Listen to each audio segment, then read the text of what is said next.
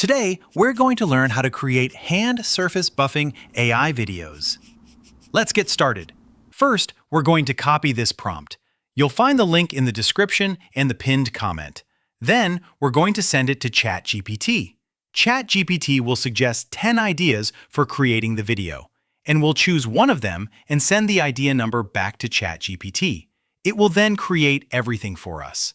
Now, to create the video, we're going to copy the image prompt. Then, we'll go to the Google Flow website. We'll click New Project, then click here and select Image 9:16, Nano Banana 2, and X1. Next, we'll paste the prompt and click Send. Once the image has finished generating, we'll go back to ChatGPT and copy the Video 1 prompt. Then, we'll return to Flow and click here to select Video, Frames 9:16, Omni Flash 8 seconds, and X1. Next, we'll click on the image and select Animate. We'll paste the prompt and click Send. Once the video is finished generating, we'll go to the last frame of this video, then click Save Frame. This will allow us to create the image for the next video.